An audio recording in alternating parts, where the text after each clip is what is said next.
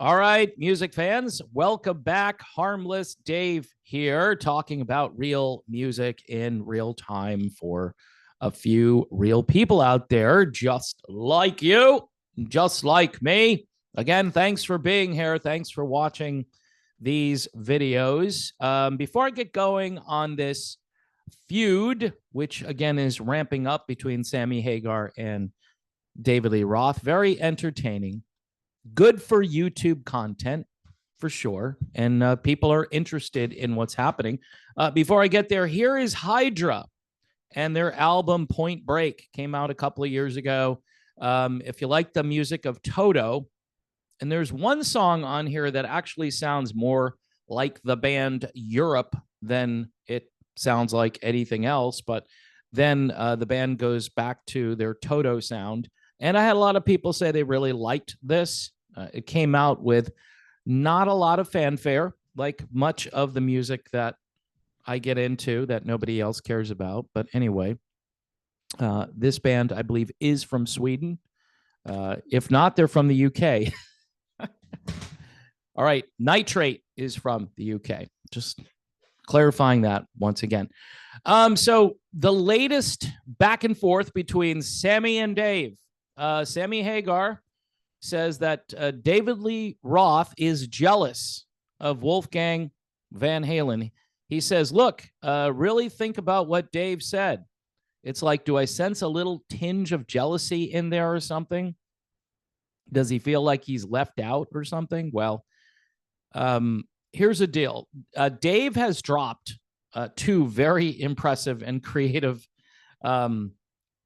screeds, rants, stream of consciousness, David Lee Roth, although the editing would suggest that it was probably rehearsed and written out and well choreographed before Roth put it together. But it's vintage David Lee Roth. It's very creative. And the put downs of Wolfgang, I think, if the stories are true, are justifiable. Now, it's good that Roth waited a couple of years, and I'm kind of sensing why there was so much silence on his side after Eddie passed away.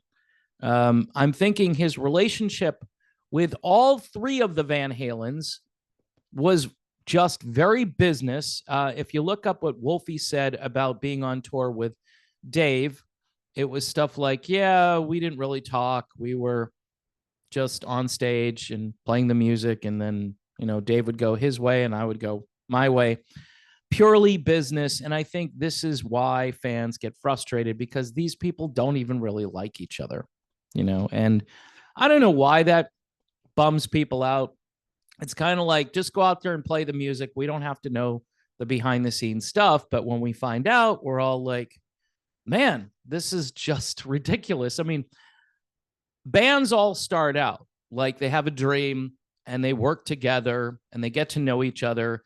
And in some cases you hear, yeah, that band is like a family, but then it's a dysfunctional family.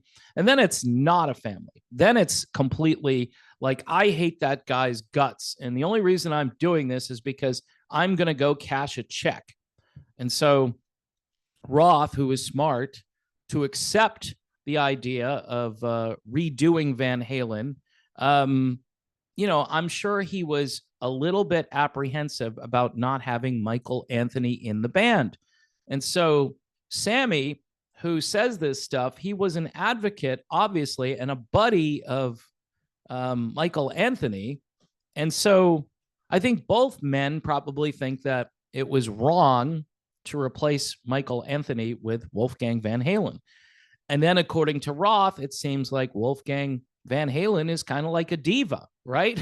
A 15-year-old diva or whatever age he was on the last tour. I know he started when he was like 15. And doing that was very risky. I mean, the Van Halen fan base tends to be really devoted to that original lineup. And you've got Michael Anthony there. Like I always say, if the guy is still alive and he's still functional, people want to see him in the band. It's not really that difficult.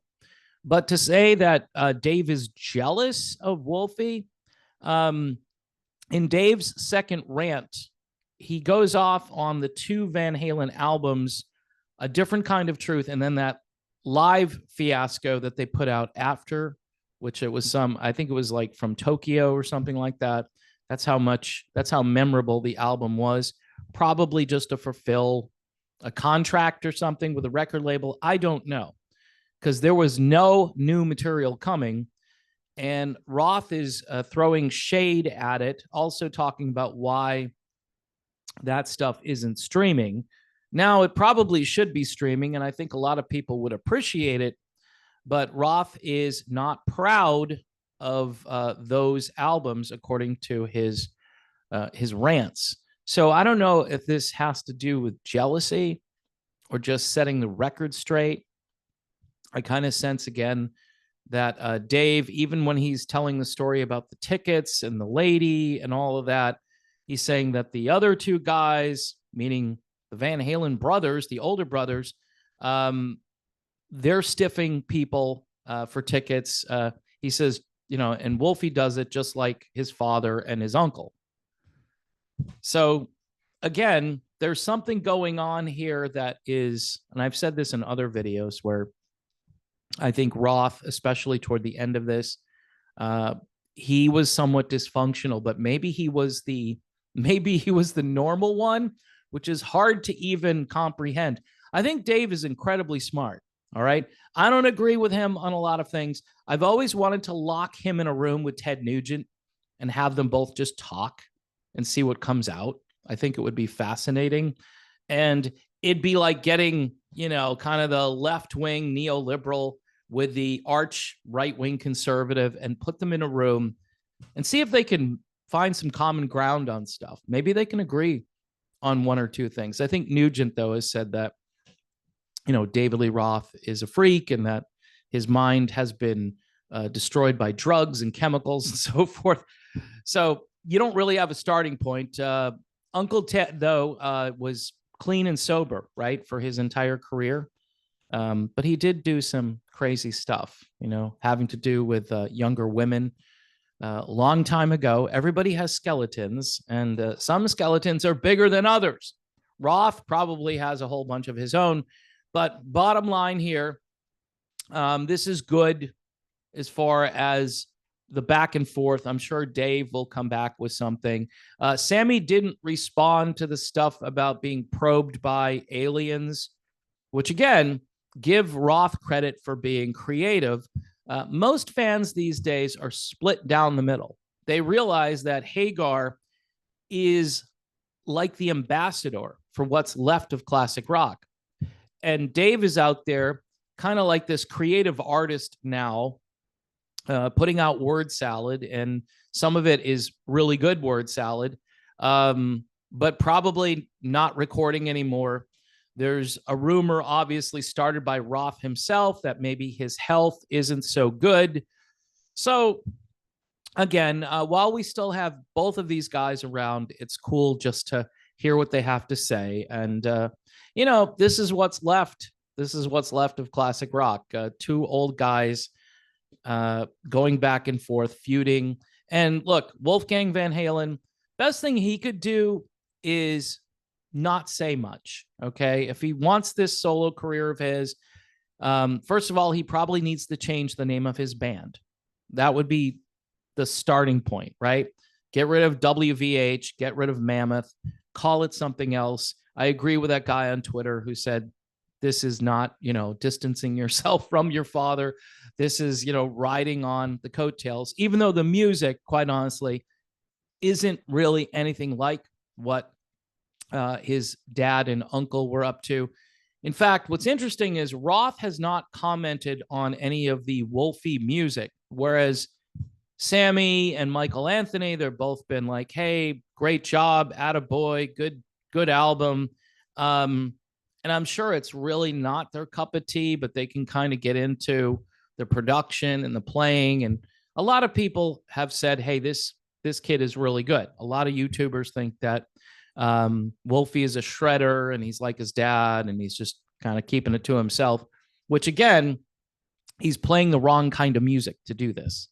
He should be trying to continue the legacy of his father. I think more people would appreciate that, but he is hell-bent and angry when fans suggest he go in that direction. He's not going in that direction.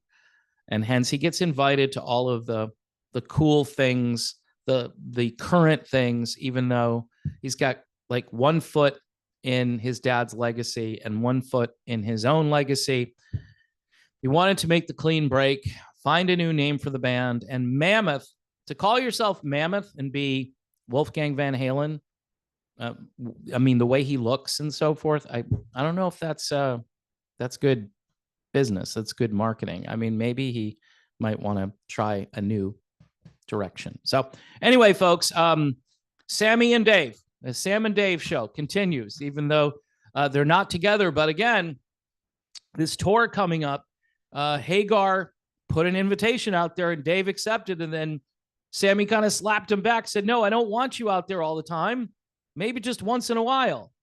So we'll see if that, develops and Dave shows up. I mean, it'd be pretty cool just for like people watching to see David Lee Roth and Sammy Hagar on the same stage again. Or my guess is Dave will agree, but Sammy has to walk off stage and not be seen by anybody. I mean, it's just, this is what we're left with, folks. Here's Hydra one more time. Point Break, if you like Toto and the band Europe, okay? There's one song that sounds a lot like Europe on here, but the rest of it is very Toto-esque. I'm Dave. Thanks for watching. Please don't forget to subscribe. And also, folks, YouTube memberships and Patreon, if you want to support the channel, that's entirely up to you. If you'd like to do that, that's not up to me. You have the free will to either say yes or to say no. That's how it works. I don't force anybody. If I had a mechanism to force people to do it, then it wouldn't be free will. It wouldn't be love. It's much like the way God looks at us, right? Wouldn't be love if God just forced us to be robots, but he doesn't. So there you have it, folks. Religion, a little bit of politics in there. What else? Music, the whole gamut right here on one channel. Can you believe it? Thanks for watching. God bless everyone. Pray for peace in the Middle East, and I will see you soon.